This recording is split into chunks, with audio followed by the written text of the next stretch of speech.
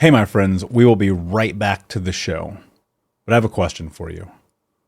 Are you struggling with the impact of childhood trauma? Well, know that you're not alone. I'm here to let you know that I'm starting a brand new weekly coaching group that includes a year of life coaching, accountability, support, habit and goal setting, and more. I'm starting a waitlist for the group right now, and I'm only taking a handful of people. And I'll let you know that through this personalized coaching, we'll work together to help you understand how your childhood trauma has shaped your beliefs, behaviors, emotions, and will help you create a roadmap for healing and growth. Right now, you can schedule an absolutely free coaching session with me and get put on the wait list if you go to thinkunbroken.com. My friends, it's your time to turn your trauma into triumph, breakdowns into breakthroughs, and become the hero of your own story. And I'm here to support you in doing that. Just go to thinkunbroken.com to register for a free coaching call with me and to get put on the wait list for the brand new weekly coaching program. We'll be right back to the show. But before we do, I want to tell you about today's sponsor, factormeals.com, where if you go to factormeals.com/unbroken50 and use the code unbroken50, you can get 50% off your first order. That's factormeals.com/unbroken50. If you're like me and you are a person who is busy trying to create a life, heal, work on their health, wealth, and relationships, and not to mention deal with the day-to-days of normal life, you do not have time to be going to the grocery store and trying to figure out what you're going to cook every single day of the week. In fact, one time I did the math and I realized I was spending over 15 hours a week at the grocery store and cooking. When I added Factor, I got to use that time for myself, for my family, for my friends, for my community, and for my business. And so if you're in the place where you need some more support in the kitchen, head to factormeals.com/unbroken50 and use the code unbroken50 to get 50% off. Hey, my friends, we will be right back to the show. But I have a question for you. Are you struggling with the impact of childhood trauma? Well, know that you're not alone. I'm here to let you know that I'm starting a brand new weekly coaching group that includes a year of life coaching, accountability, support, habit and goal setting, and more. I'm starting a waitlist for the group right now, and I'm only taking a handful of people. And I'll let you know that through this personalized coaching, we'll work together to help you understand how your childhood trauma has shaped your beliefs, behaviors, emotions, and will help you create a roadmap for healing and growth. Right now, you can schedule an absolutely free coaching session with me and get put on the wait list if you go to thinkunbroken.com. My friends, it's your time to turn your trauma into triumph, breakdowns into breakthroughs, and become the hero of your own story. And I'm here to support you in doing that. Just go to thinkunbroken.com to register for a free coaching call with me and to get put on the wait list for the brand new weekly coaching program. Hey, my friends, we will be right back to the show. But I have a question for you. Are you struggling with the impact of childhood trauma? Well, know that you're not alone. I'm here to let you know that I'm starting a brand new weekly coaching group that includes a year of life coaching, accountability, support, habit and goal setting, and more. I'm starting a waitlist for the group right now, and I'm only taking a handful of people. And I'll let you know that through this personalized coaching, we'll work together to help you understand how your childhood trauma has shaped your beliefs, behaviors, emotions, and will help you create a roadmap for healing and growth.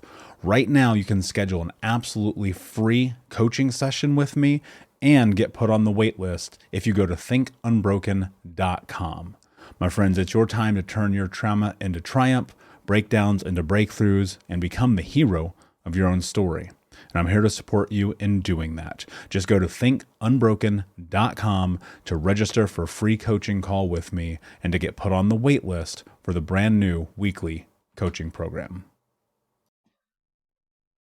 Hey, what's up, Unbroken Nation? Hope that you're doing well wherever you are in the world today. I'm very excited to be back with you with another episode with my friend Carrington Smith, who is the author of Blooming. Carrington, my friend, how are you? What is happening in your world today? I am doing great. Packing for a trip. That's what I'm doing right now. Ready to take some vacation. So Nice. I love it. I need to do the same. I'm thinking about Disneyland in Tokyo, so we'll see if I can make that happen. Life tends to be very busy though. So, for those who do not know you, tell us a little bit about your backstory and how you got to where you are today. Yeah. So first of all, I like to refer to myself as ordinary. Although I do have a very unique backstory, I think from my perspective, one of the reasons it took me so long to wait to write the book is because I just considered myself an ordinary person. As I like to say, I'm not a celebrity, a business titan, a recovering addict, a Holocaust survivor. You think about the memoirs that you gravitate to. And it wasn't until COVID hit and we suffered this universal trauma that I realized that all the things I'd been through in life, the traumas I'd been through, prepared me much better than most people for this universal trauma. And that perhaps if I shared my story, it could really benefit others who were, trying to figure out their way through what we were all going through. So just to kind of give you a little backstory, I come from the one thing that does make me different is my great great grandfather founded International Paper Company. And so, for those of you who may not be aware, paper used to be made out of rags. And it was my great great grandfather that brought the patent over from Germany to make paper out of wood pulp. And so, he founded International Paper, which is the largest paper company in the world. And from that, he founded some banks. And there's on the other side of the family, I had a relative who had a seat on the New York Stock Exchange. I had a brokerage house, also had a bank. So I came from a family that was just really storied in uh, really, really big money. And because of that, there were a lot of expectations that came with that. And with my grandmother who lived that lifestyle, at some point the money was lost. I don't know the story. There's a lot of speculation about what happened. But in any event, by the time you get to me, uh, there's hardly anything left. And so there was a lot of bitterness in my family. That was probably one of the biggest dominant qualities in my family was bitterness about them not getting what the generation before them had. And so in because of that, those heavy expectations on performance as far as academically, socially, um, even though there wasn't the money to support those things. That's a big theme in my story. In any event, my mother married a doctor because she wanted to maintain that social status. Unfortunately, she married a doctor who had some very debilitating personality issues, which very much handicapped his career. We had settled down outside of Baltimore and something happened. I don't really know exactly what happened, but we suddenly moved from Baltimore to the Seattle area. So a cross country journey and left behind all of our family and friends on the East Coast, started afresh.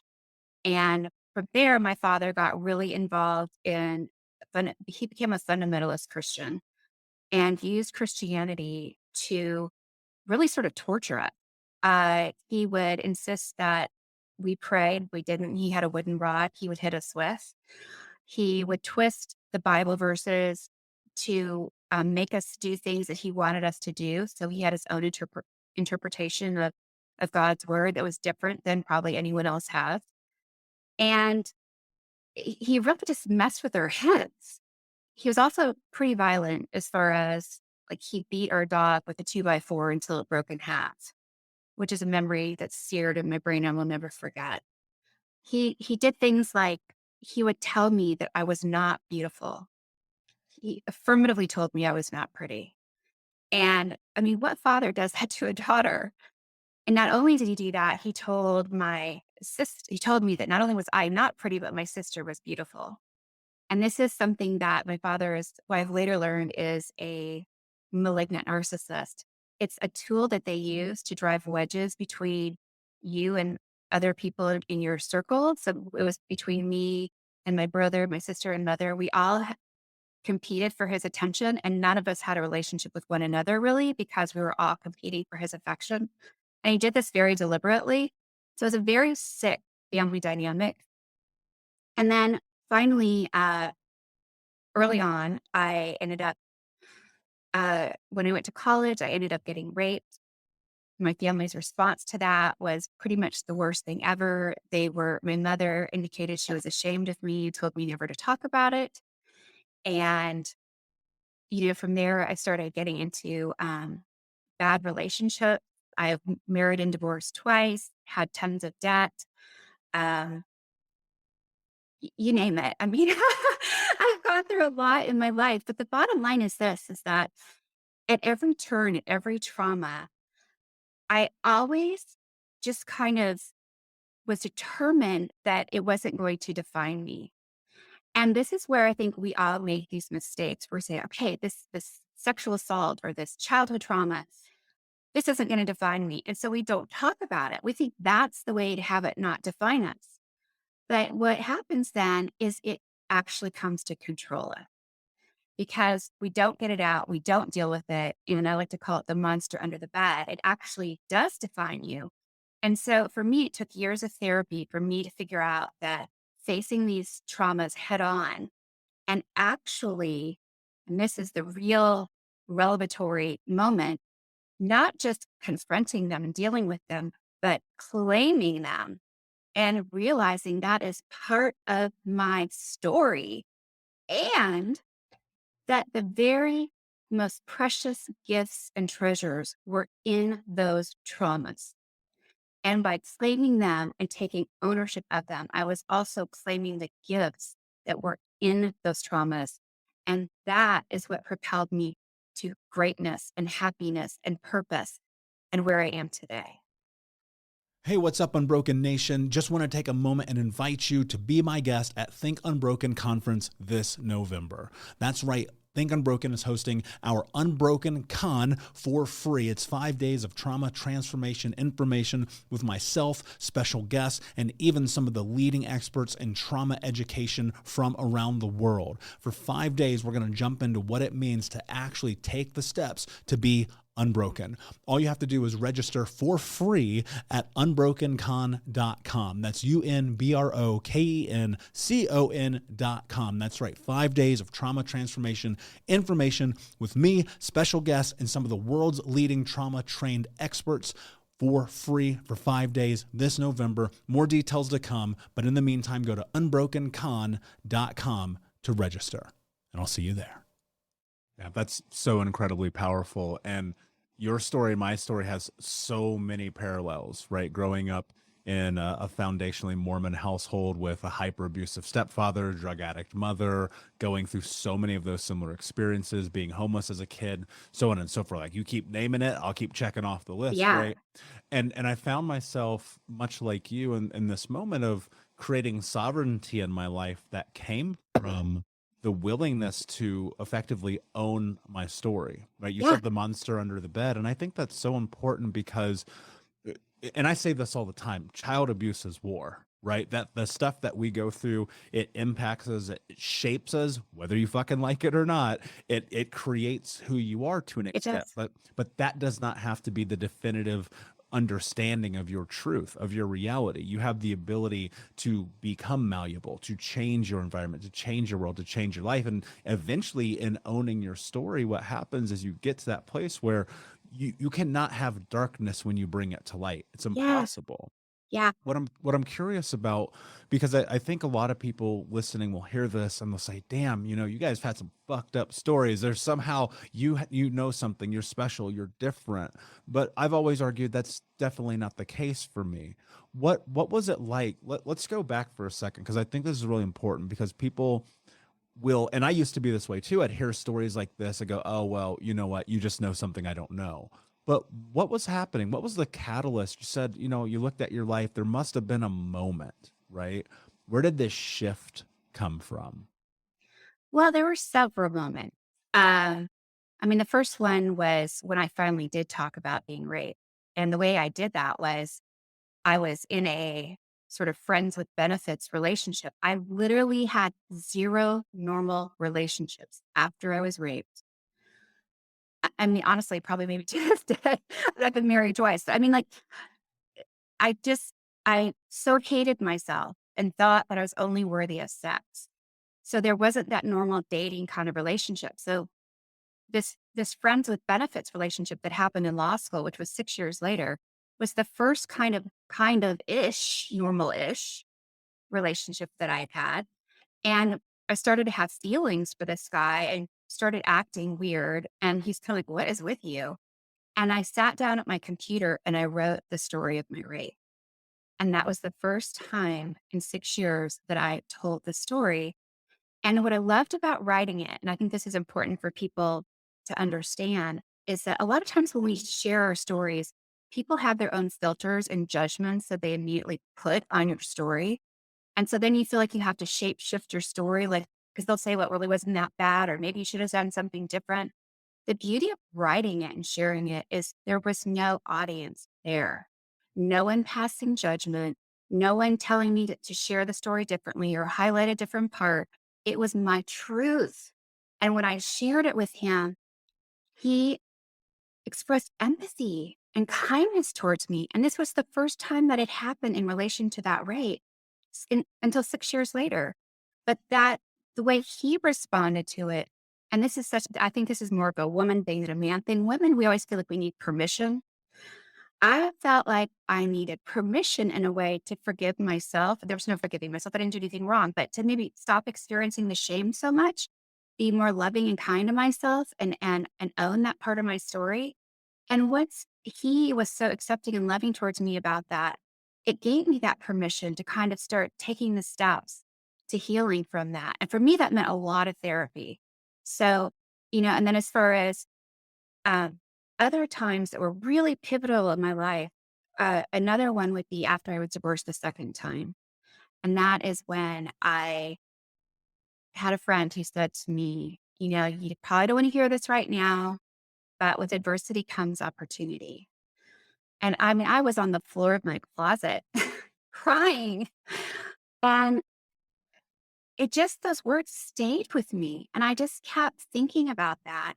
And I started to suddenly shift from thinking about all that I had lost and given up and what was gone to the fact that I actually had a blank slate and I could start fresh. How many times in life do you get that opportunity? It's very rare.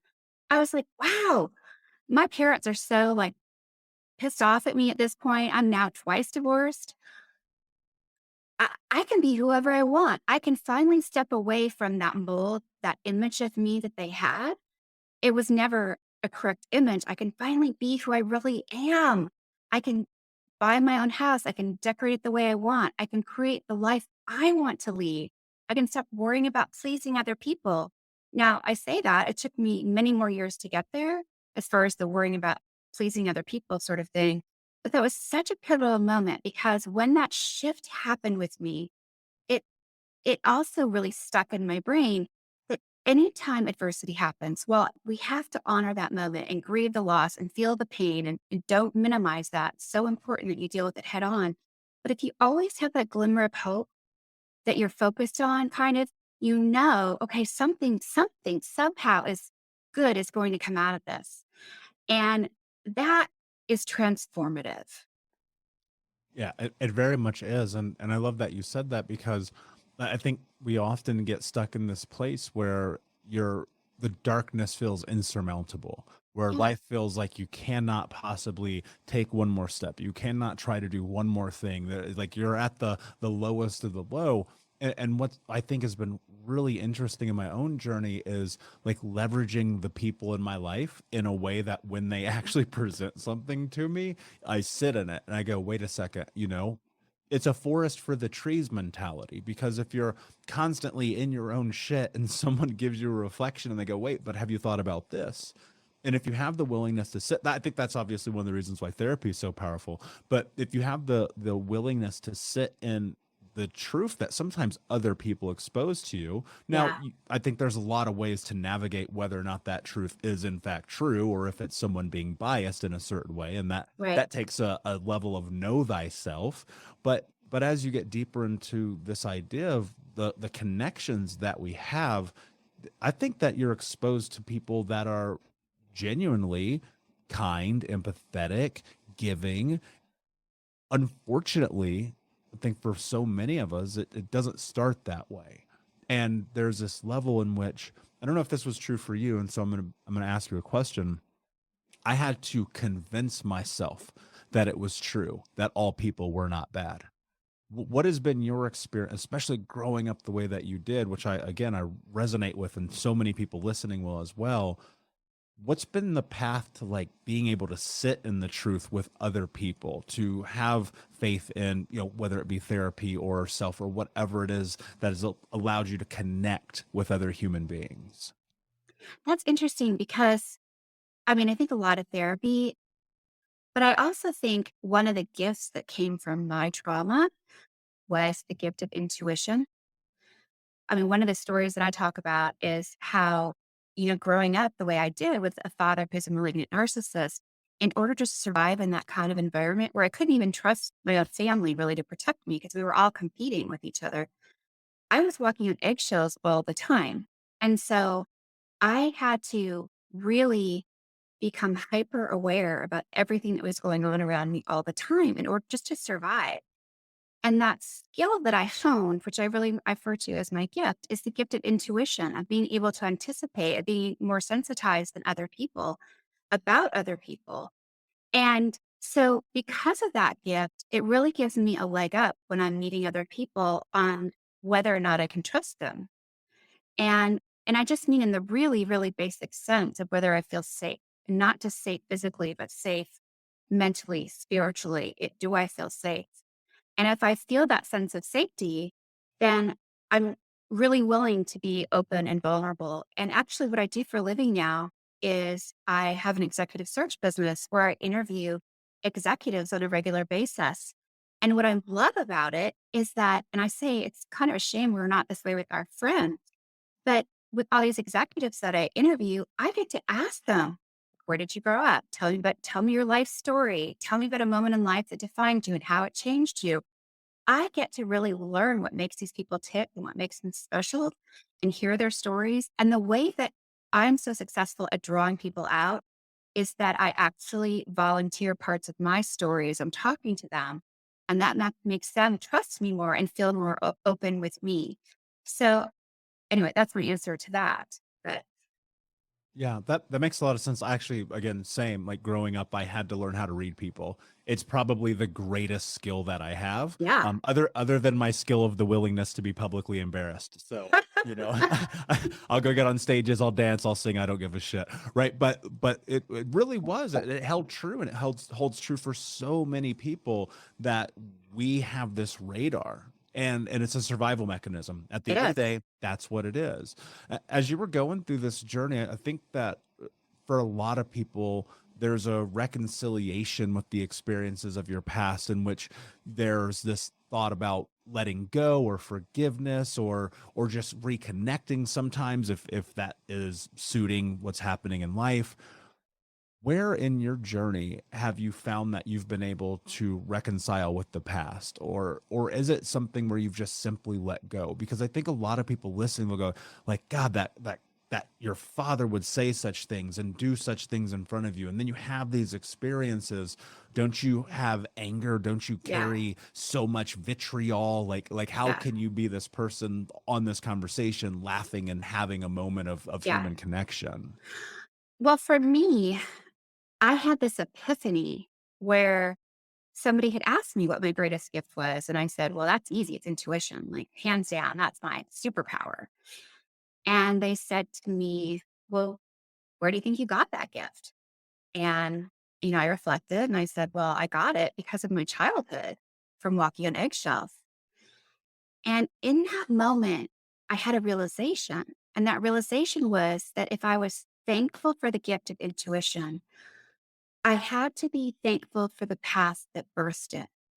I could not divorce one Powerful. from the other. Exactly. And when I realized that, I suddenly had a moment of gratitude about my past.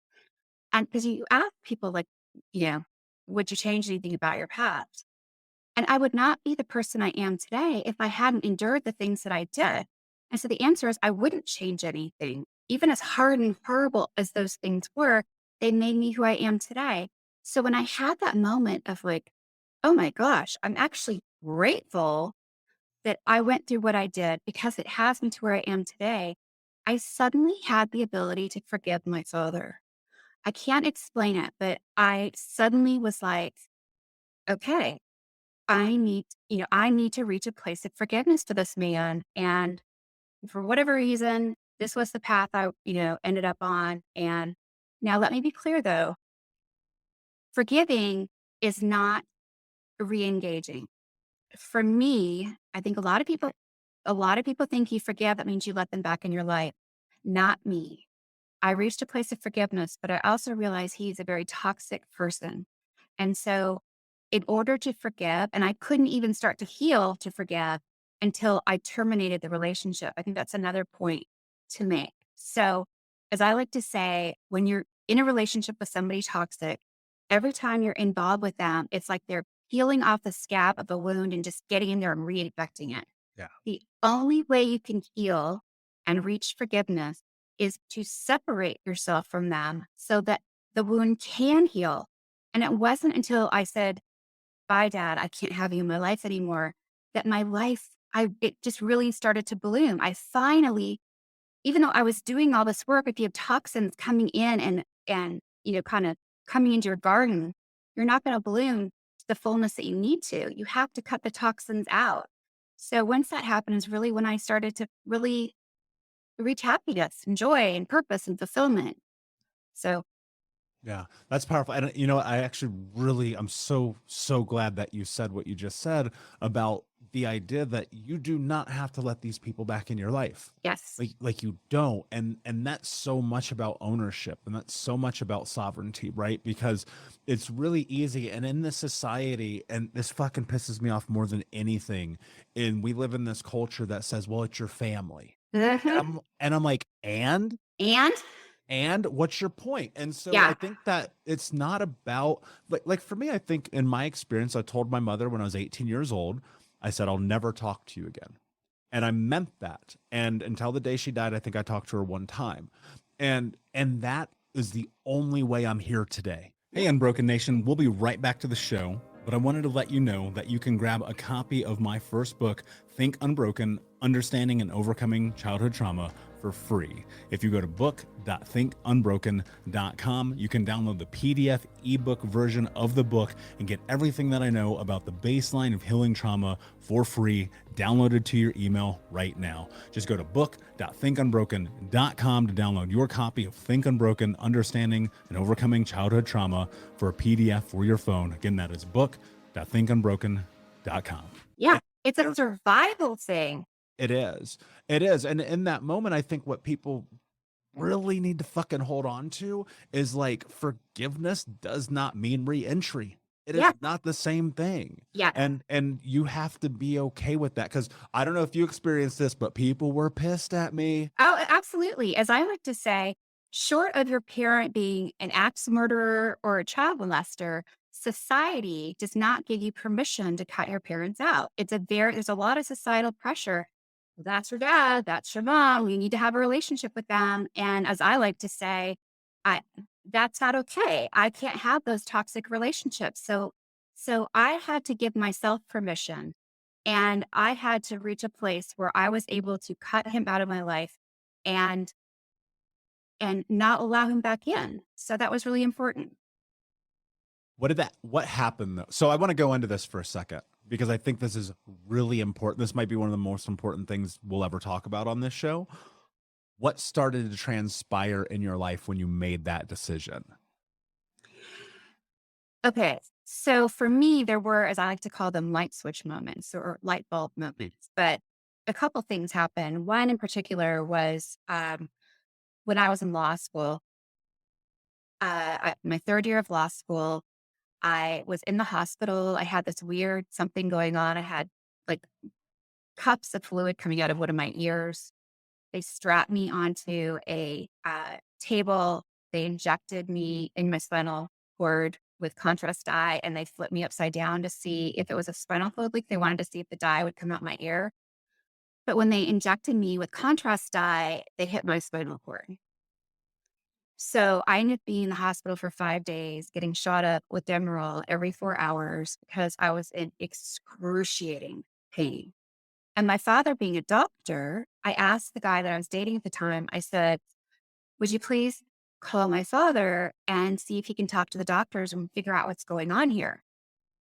And so he calls my father and he's like, your dad wants to talk to you. And he hands me the phone and I put it to my one good ear.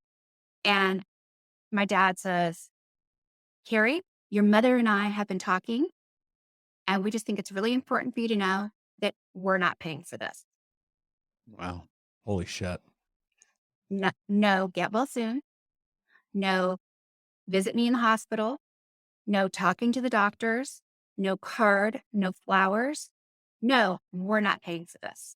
And in that moment, I felt complete abandonment. And so that's actually why I ended up getting married the first time. This guy who I was actually engaged to at the time, but really had no intention to marry, took me to the justice of the peace while I still was drugged up.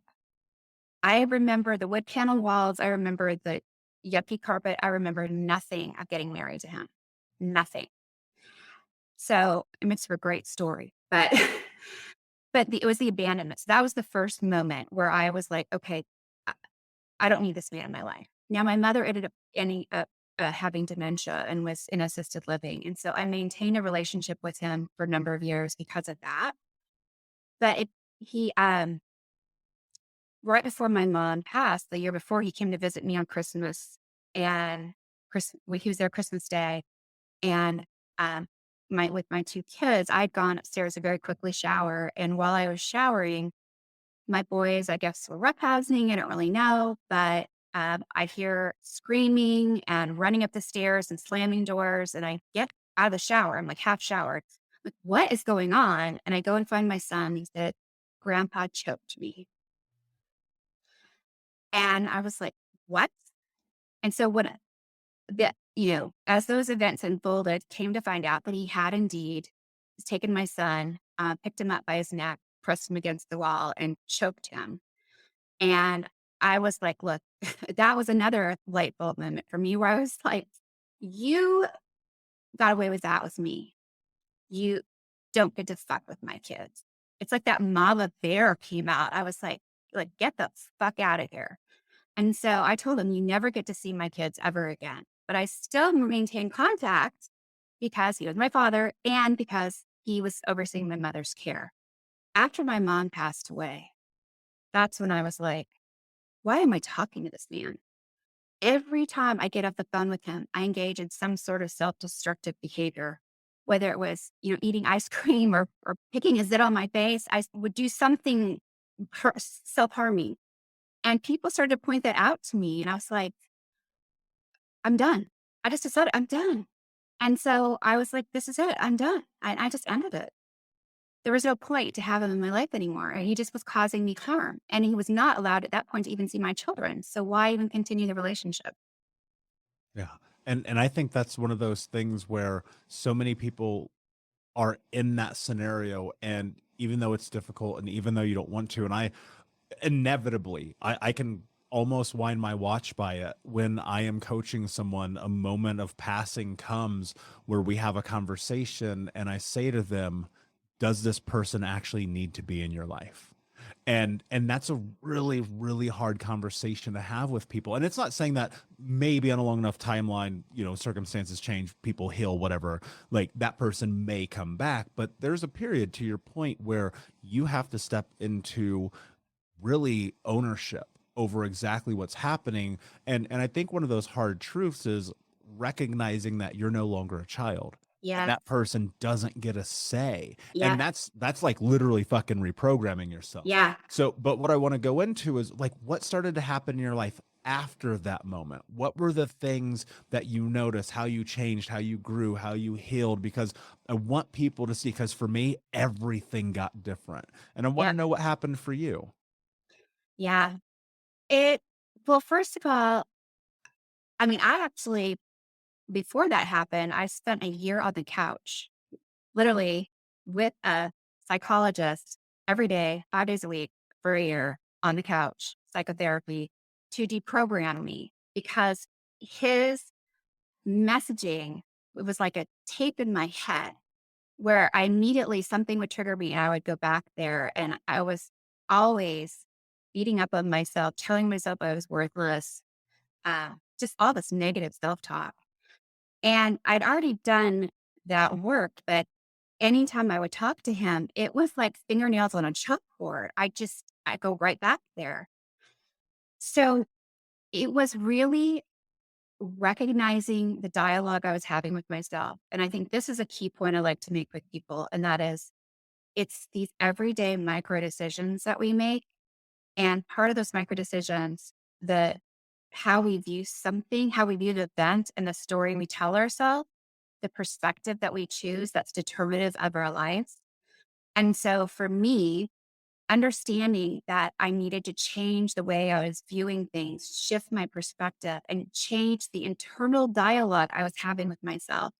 That's something you'll do the rest of your life. Every day I try to get better about that. I find a new way I can talk to myself. Yeah.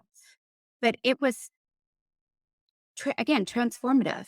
And another thing I did was I did something called healing hypnosis, which I never thought I would ever do anything with hypnosis. But basically, what happens with healing hypnosis is my therapist would have me travel back to a memory and then have my present day self talk to me when that event happened. And so it's creating self compassion and learning to view yourself lovingly, which when you grow up in a toxic environment, we were never treated lovingly. So we don't know how that happens. So to finally get to a place where I'm having a loving conversation with myself saying, you were just a little girl. You were just trying to do the right thing. You didn't do anything wrong, and saying, I love you to me. Um, that has been really helpful. I love that you said that. What role did being vulnerable with yourself play in this?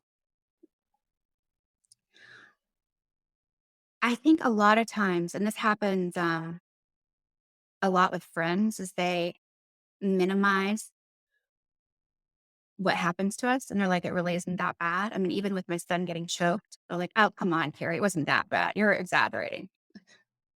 Are you kidding? Like, what do I have to do? Like, what has to happen for people to let me off the hook with my father? He choked my son. But internally to be vulnerable, I had to really see myself fully and acknowledge the pain that I had experienced because again, everyone else was minimizing it. I had to own it. I had to say, look, all the stuff that happened to me, it really did happen to me. And it really was incredibly harmful. But facing it and again, owning it and acknowledging it and saying, look, this was shitty. This really sucked. But what can we learn from this? What can we take away from this? Where are the gifts in this? Because I like to say, the tagline to my book is, blooming, finding gifts in the shit of life, because shit is quite literally fertilizer.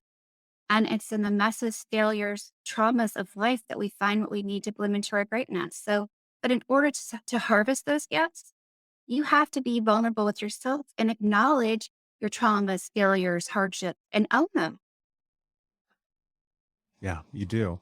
And I think that the vulnerability in that is giving yourself permission to not downgrade the reality, right? And because I had the same experience where so often I'd be like, it wasn't that bad. Right. The listeners of this show know when I was 4 years old, my mother cut off my right index finger.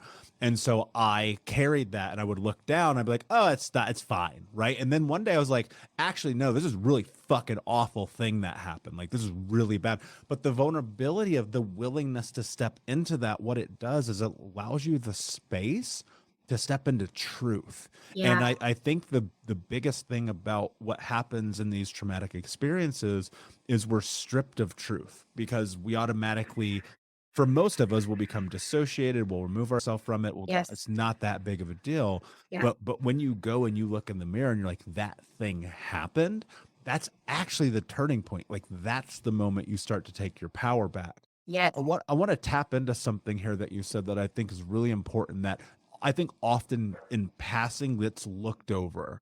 But you talked about this ability to start to love yourself and say, I love you, and say it's not your fault, right? In the beginning for me, and I'll speak for myself, it was so fucking uncomfortable to be able to do that, that it was like for years I just struggled. I'd go look in the mirror and say it and say it and say it. What advice would you give to anyone who's like listening to this and they're struggling? They don't necessarily love themselves. They're still in that place of just so dissociated and so voidant of this. Like, what would you tell them? Like, how do you start? Yeah, I guess for me, um, probably being a mom has helped because, and I know that doesn't apply to everybody, but when you're a mom, I mean, I'm trying to be kind and sweet to my kids and compassionate and loving. And the dialogue I was having with them was very different than the dialogue I was having with myself. Mhm. That's And so important. So many yeah, people need to hear that. yeah. And so this whole idea of the healing hypnosis where I would travel back as my adult self to my former self in that moment, suddenly, it's the mom voice saying, no, no, no, what you did, there was nothing wrong with what you did. You were such a beautiful little girl. You were just trying to, help your dad or try hard or, you didn't do anything wrong. And so I think that being a mom now has helped me because I'm coming at it more from, well, it's the adult me speaking compassionately to the younger me.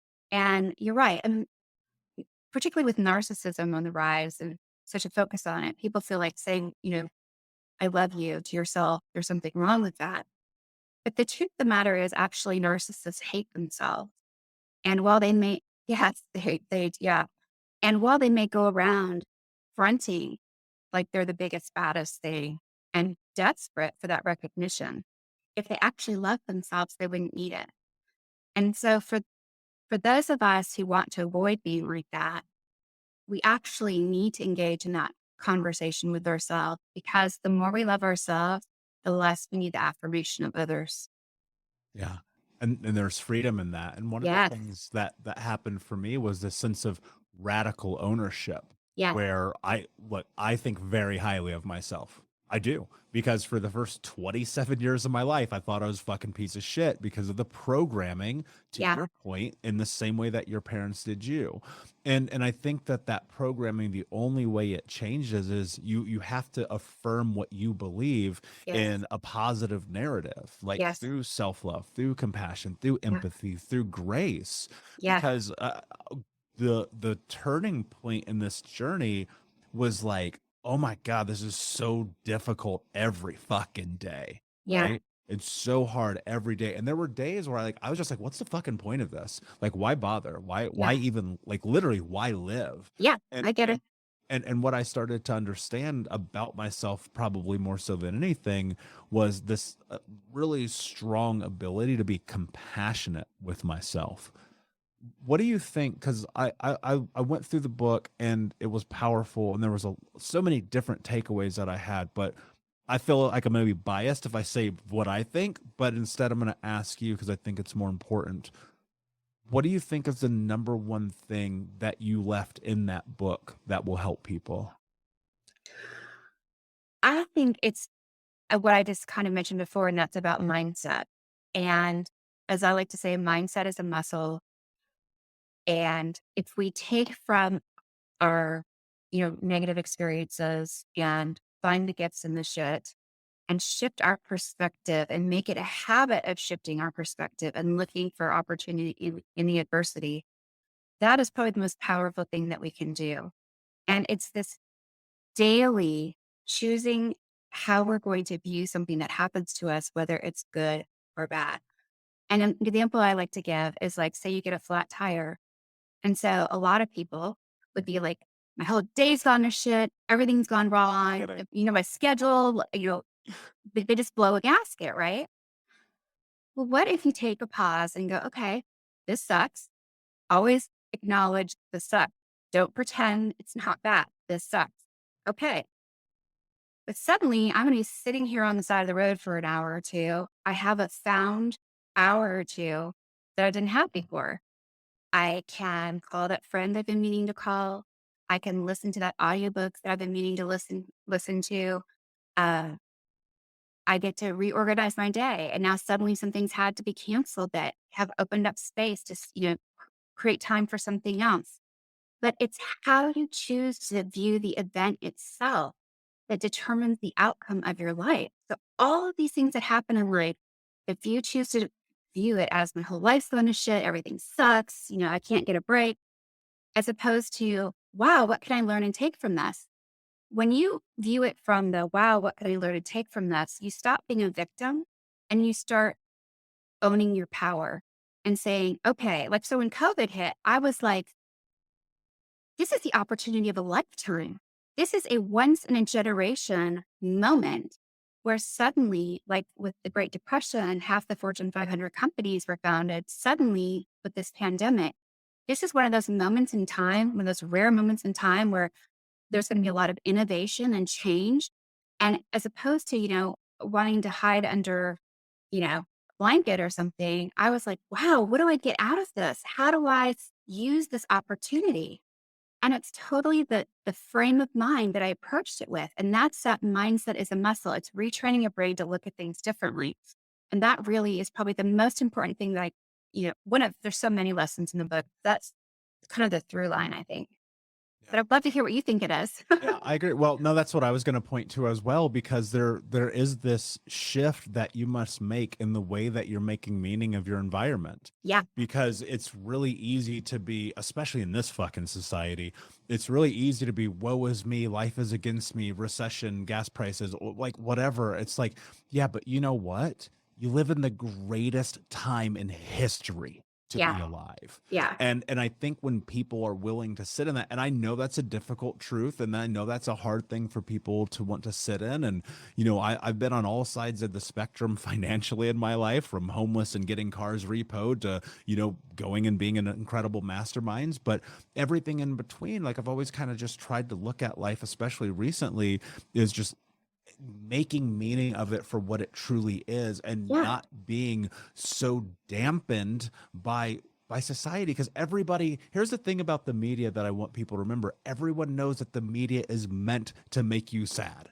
Like, that just is the nature of it. So instead, think about the positive things in your life. And not every day. Look, some days suck. Like, that's life. Sorry, hate to break it to you, right? But there's always something that you can look into and look for in those moments of pain, of hurt, of suffering, and recognize that there's a strength that comes out of the backside of it, right? Yeah. And so I totally agree with you. And that was the same takeaway that I had.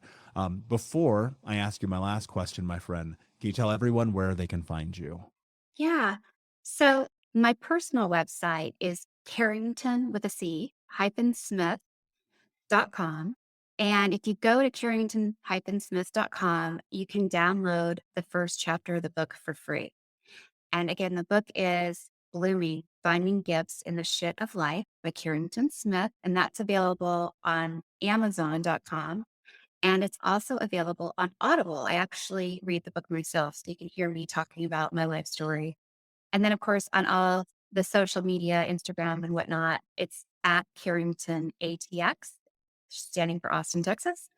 So you can find me Twitter, Instagram, Facebook, all those different places. Brilliant. And of course, we'll put all the links in the show notes for the listeners. My last question for you, my friend: what does it mean to you to be unbroken? It means to me that, as opposed to hiding everything that I was ashamed of, claiming it and making it part of my story and finding the gifts in the shit, that is being unbroken. Beautifully said. Thank you so much for being here. Unbroken Nation, thank you so much for listening. Please like, subscribe, comment, share, tell a friend. And until next time, my friends, be unbroken. I'll see ya. We'll be right back to the show, my friend, but I wanted to let you know about our brand new podcast community for Think Unbroken podcast. I know that for so many trauma survivors like myself, for the longest time, I felt alone, like nobody got it, nobody understood, and that I was just going to have to figure this out on my own. But that's not true. And the reason why we created our brand new Think Unbroken Academy podcast community is so that we can bring all the members of the Unbroken Nation together in a place where we can learn, grow, heal, change, and transform our trauma into triumph. I would love to have you come and be a part of the brand new community. Just check out thinkunbrokenacademy.com or click the link in the podcast description, and I cannot wait to see you there, my friend. Again, just head over to thinkunbrokenacademy.com, and until then, be unbroken. Thank you so much for listening to Think Unbroken. Please share this episode with someone who could use it and help us move forward in our mission of ending generational trauma in our lifetime. And if you would, please take 5 seconds to pop on iTunes or Spotify, hit that 5-star, leave a review, and you can also reach out to us on social at Michael Unbroken or at Think Unbroken. And of course, you can check out our YouTube channel at Think Unbroken. Thank you for being a part of Unbroken Nation, my friends, and until next time, be unbroken. Hey, my friends, we will be right back to the show, but I have a question for you. Are you struggling with the impact of childhood trauma? Well, know that you're not alone.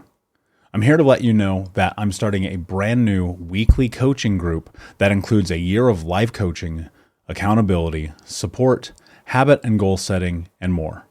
I'm starting a waitlist for the group right now, and I'm only taking a handful of people. And I'll let you know that through this personalized coaching, we'll work together to help you understand how your childhood trauma has shaped your beliefs, behaviors, emotions, and will help you create a roadmap for healing and growth.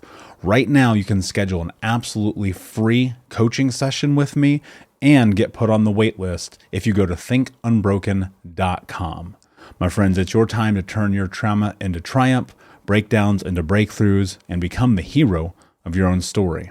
And I'm here to support you in doing that. Just go to thinkunbroken.com to register for a free coaching call with me and to get put on the wait list for the brand new weekly coaching program.